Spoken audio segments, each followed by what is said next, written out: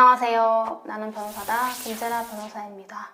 오늘은 이제 양육비 소송에 관한 여러분들이 많이 질문하시는 것들을 한번 정리를 해봤습니다.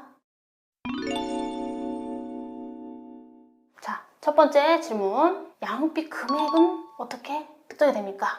서울가정법원에서 공표한 양육비 산정 기준이 있어요. 그게 또 2021년에 새로 한번 리뉴얼 됐는데 거기 보면 이제 세로축이 자녀의 나이, 만 나이고 가로축이 부부의 합산소득이에요.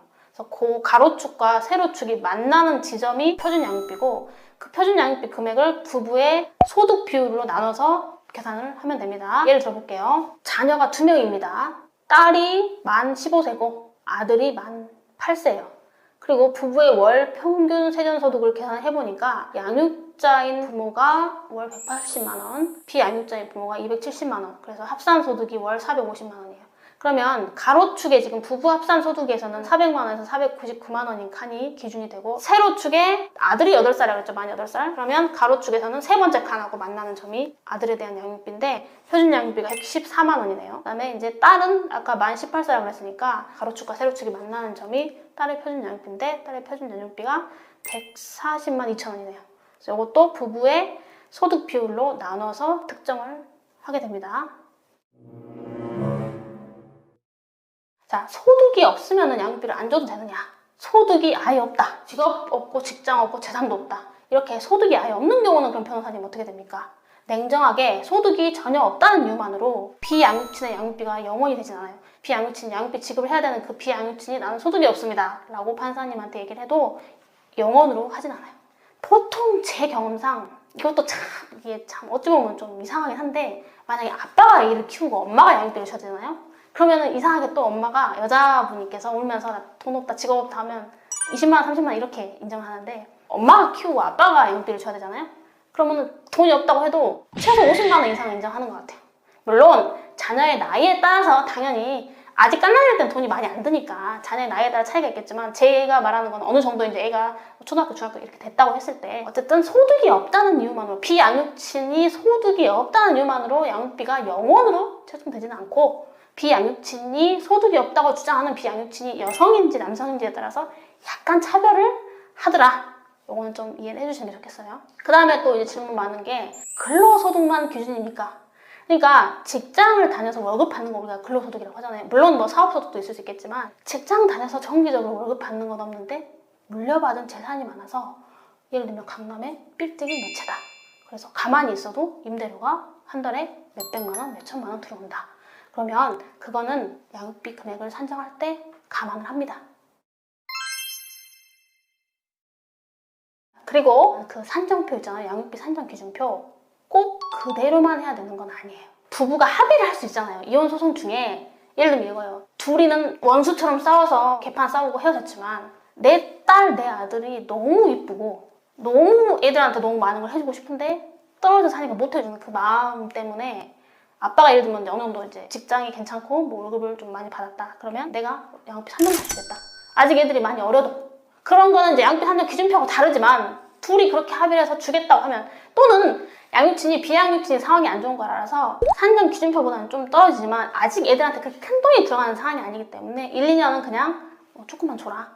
나중에 형편 나아지면 더 달라. 이렇게 해서 합의를 하는 경우. 그 소송 이혼에도 충분히 그런 양육비 합의를 할 수 있기 때문에 그런 경우는 산정 기준표와 다르게 결정되기도 합니다만 그런 게 아닌 통상적인 사례에서는 툭 까놓고 말하면 거의 산정 기준표대로 나온다고 보시면 돼요. 그 다음에 또 요즘에 이게 뭐가 있냐면 애가 좀 아파가지고 치료비가 많이 드는 경우 또 요즘에는 자식들 한 명 낳고 이러니까 교육에 대한 관심이 많고 고액교육비가 드는 예를 들면 애가 뭐 예체능을 한다든가 특히 아니면 뭐 외국으로 유학을 뭐 가야 되는 상황이라든가 그런 경우는 일반적인 양육비를 넘어서는 치료비와 교육비가 정기적으로 들게 되잖아요. 그런 거를 양육비 반영을 해야 되겠죠. 근데 이제 치료비는 이혼 소송에서 이제 양육비를 심리할 때 그 장애의 정도나 건강 상태를 심리를 해가지고 반영을 아예 시키는 경우가 많아요. 양육비 금액에 판결을 할 때. 근데 교육비는 사실 부부가 같이 살았을 때도 얘를 유학을 보냈을 건지 아니면 같이 살았을 때는 냉정 그런 얘기 없다가 갑자기 이혼한다 그러니까 나 얘 미국 유학 보낼 거야. 그러면 아빠 입장에서는 내 자식을 보지도 못하는데 유학비로 한 달에 500만 원씩 보내라.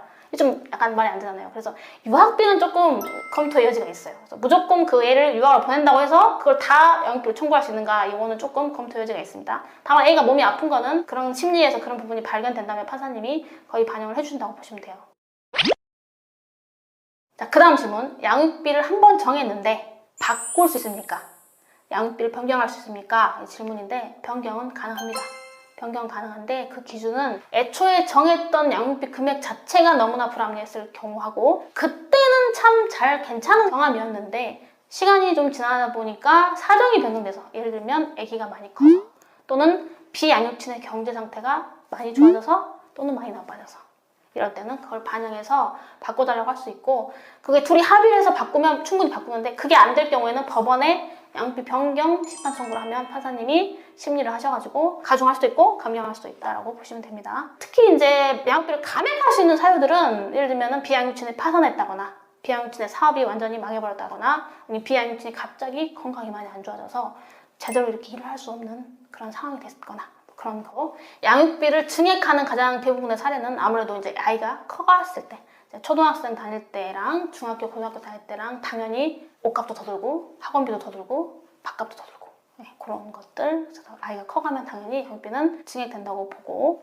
비양육친의 상황이, 사업이 원래 뭐 한 달에 1,000만 원 벌다가 한 달에 1억씩 번다, 치킨집이 대박이 났다, 그러면 당연히 애들한테도 좀 더 달라고 할 수 있는 거예요. 좀 우스갯소리지만 이제 부부가 둘 다 이제 돈을 많이 못 벌면 유니클로 입어야 되는데 엄마 아빠가 이제 다 돈 잘 번다, 그러면 이제 구찌 가고 이제 프라다 가는 거예요. 그래서 그런 거를 반영을 하는 거예요. 그래서 제가 늘 말씀드린 게 뭐냐면, 애초에 재판 이혼을 할 때 청구치지 어차피 양육비를 다 지급하라고 쓰잖아요.